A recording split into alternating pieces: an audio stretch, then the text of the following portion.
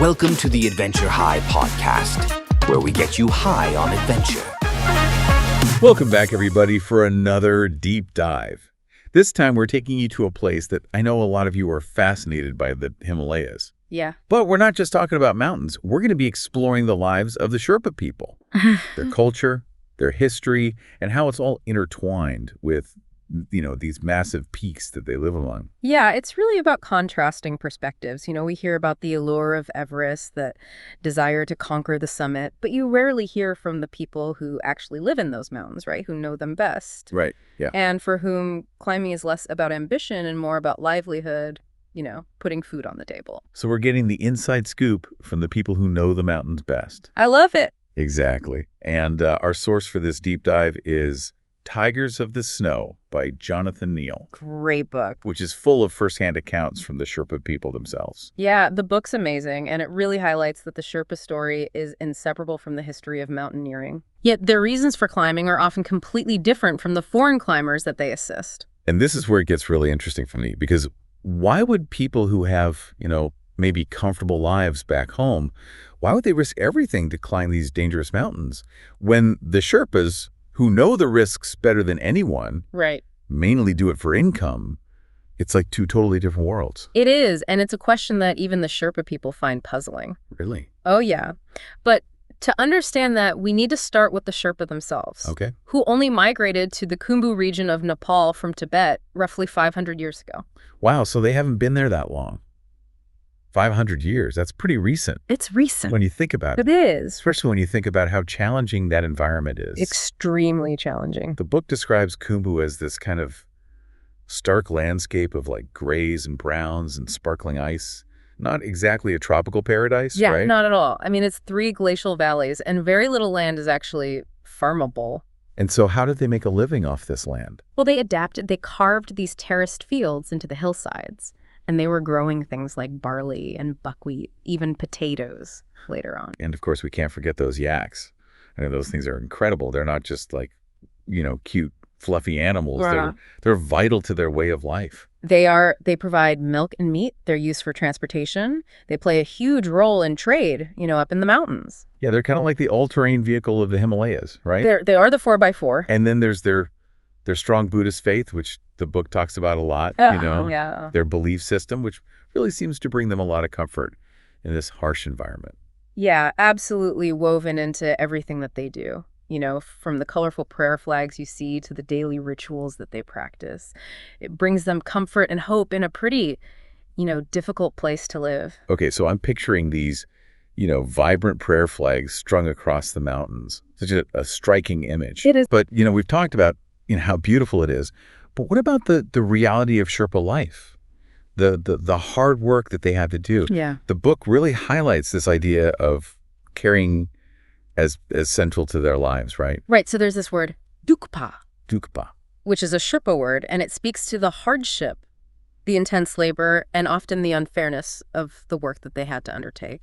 So paint a picture for me. Yeah. I mean, what did this actually involve? So you're talking about carrying like 80 pounds of salt or paper or anything really for days on end across these treacherous mountain passes. 80 pounds. 80 pounds. Oh my gosh. Like the Nampa La, which leads into Tibet, I get winded just thinking about carrying my backpack, on a hike, and that's nowhere near 80 pounds. So no wonder that this kind of work was seen as, backbreaking and often exploitative. It was incredibly difficult. And, the book talks about porters receiving really low wages, dangerous conditions, and often without the same kind of support that, foreign trekkers and climbers receive. Yeah, it's a stark contrast. Yeah, it is. And there's one story in the book that really stuck with me about a porter who died carrying sleeping bags and jackets for some trekkers during a blizzard. I remember that one. It's heartbreaking, and it really puts things in perspective. We think of mountaineering as this grand adventure. Right. But for some people, it's really a fight for survival. It is, and that brings us to the lure of Darjeeling in India in the early 20th century. Okay. Which became a place for Sherpas hoping to find a better life, Interesting. So Darjeeling was this bustling British hill station. It was. And it's interesting how the Sherpas, who had traditionally been traders and carriers up in these high mountains, now they're working for tourists in this completely different environment. All right. So was it any easier for them? Not necessarily. Even in Darjeeling, the jobs available to Sherpas were tough. Think about pulling rickshaws or carrying loads for tourists. Oh, wow. It was still physically demanding, and there wasn't a lot of opportunity for advancement. So is that how they got involved with the mountaineering expeditions? Mhm. Because expeditions needed porters and guides, and they probably paid better than hauling luggage for tourists, right? You're getting it. Expeditions offered better pay, and there was a chance to earn something they called a big name within the Sherpa community. A big name. The respect and recognition that came with successful climbs. So that must have been really important in their culture, this idea of a big name, especially given the limited opportunities back in Khumbu. It was a significant achievement. It's almost like their version of a gold medal or something. Exactly. And we see this play out in Kanza Sherpa's story. He runs away to Darjeeling at just 17 Oh, to join the 1953 British Everest expedition led by none other than Tenzing Norgay. wait, the Tenzing Norgay, Yes, the first person to summit Everest. the first. That's incredible. Yeah, and Kanza talks about feeling terrified climbing the Khumbu icefall, which is incredibly dangerous, but also this overwhelming sense of happiness because the pay was so much better than anything he could have earned back home. So it's almost like he was chasing a better future, He was. even if it meant risking his life in the process. Yeah, and that brings us to Tenzing Norgay's story, which is fascinating as well. Yeah, because he also come from humble beginnings. He did. Tenzing was born in Tibet, but raised in Khumbu. He actually ran away to Kathmandu, worked as a debt servant before ending up in Darjeeling, For his story really highlights how limited those opportunities were back in Khumbu, right? Well, we're extremely limited. You could maybe become a government official or a trader, Yeah. but both systems were riddled with inequalities. So for Tenzing and other Sherpas, climbing was kind of a way out. It was a job, Yeah. first and foremost. And that's where we see this huge difference in perspective emerging, right? Absolutely. Because for the Sherpas, climbing was about survival. Yeah, providing for their families. Sometimes earning that big name, but rarely about personal ambition. Or like the thrill of conquering a mountain. It was a means to an end. Right, so we've got this puzzle forming, right? Yeah. Sherpas climbing out of necessity, while foreigners are drawn to the mountains for, well, we're not quite sure yet, but it doesn't seem to make sense from the Sherpa point of view. It's a really intriguing question, and that's exactly what we'll explore in the next part of our deep dive. Well, I can't wait to get into that. All right, so we've established that for a lot of Sherpas, climbing was a way to earn a living to support their families. Right. But for foreigners, it's a different story. Yeah, what's really interesting here is that, traditionally the Sherpas viewed mountains as a source of danger, Right. not something that you climb for fun. Yeah. So it's this difference in perception that makes the foreigner's motivations so puzzling. Yeah, it's like they're looking at the same mountains but seeing two totally different things. Exactly. The book talks about how Sherpas would, throw rice into the air and shout, "Set, set, set, set," which means long life, when reaching the top of a high pass. Oh, yeah. Like they were thanking the gods for their safe passage. Exactly. It highlights their deep respect for the mountains and the dangers Right. that come with them. The book even mentions that the Sherpa language didn't originally have a word for a mountain's highest point. What? Yeah. How would they refer to it? Older climbers would use the English word top, and younger ones have adopted summit, but it Wow. wasn't something that they had a word for. So the whole concept of conquering a mountain peak was totally foreign to their culture. It was. So going back to our big question then, Yeah. why DEO foreigners climb when Sherpas primarily see it as a job? Well, the book explores a few different theories. There's the desire for fame, the challenge of pushing limits, maybe even a kind of spiritual yearning. Yeah. But none of these explanations seem to fully satisfy the Sherpas, So what is the answer? I mean, why would someone risk their life Right. for something that seems so, I don't know, unnecessary? Well, ultimately, the book seems to suggest that foreigners climb mountains because they like to. Like to. Really? It just seems so simple. Right. You'd think there would be a deeper meaning, but Yeah. maybe it really just boils down to, human nature.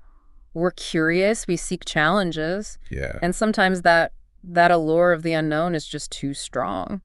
Okay. I guess I can understand that. Yeah. But let's not forget about the very real dangers involved, right? Yeah. I mean, the book, drives this point home that so many Sherpas have lost their lives Yeah. working in the mountains. These are fathers and sons and brothers. Right. And their families live with this constant fear of losing them to those peaks. Yeah, and the book shares this incredibly poignant story about a Sherpa wife who tricked her Everest-climbing husband into returning home after 3 of his fellow Sherpas died on the mountain. The one where she sent the message saying that she was seriously ill and might die. That's the one. Oh, man, that's intense. It is, she essentially chose her husband's life over the income he could earn on Everest. Wow. It just shows you the difference in risk perception between the Sherpas who rely on climbing for income and their families who bear the emotional toll. It's a powerful story. It really makes you think. It does. It's easy to get caught up in the excitement of summiting Everest. Right. But we often forget about the sacrifices made by the people who make these expeditions possible. Absolutely. And, those sacrifices aren't always just financial. It's the emotional weight, the constant worry, the fear of losing a loved one. Of course. To the mountain. It's not all doom and gloom, though, right? Right. I mean, there are Sherpas who genuinely loved climbing. Yeah. The book mentions Kami Rita, who climbed Everest like 10 times. 10 times. He seemed to really value that respect he earned from his community. Yes. And those commemorative flags that he received. Right. You're right. It's important to acknowledge that even within the Sherpa community, there's a range of motivations and experiences, For sure. But circling back to our central question, why do foreigners climb when Sherpas see it as a job? Yeah. That suggestion that they simply like to still leaves a lot of room for interpretation. It does. And it makes me wonder if there even is a single answer, Right. Maybe it's a combination of factors. Yeah. The allure of the unknown, the desire to push boundaries, maybe even escaping the ordinary, That's a really interesting thought. Perhaps it is different for each climber. Yeah. But what's important is that we recognize the complexity of these motivations. Absolutely. Especially when viewed alongside the Sherpa perspective. So we're left with this really intriguing contrast, right? We are. For some, it's about pushing personal limits and achieving something extraordinary. While for others, it's about survival and providing for their families. Right. 2 sides of the same mountain.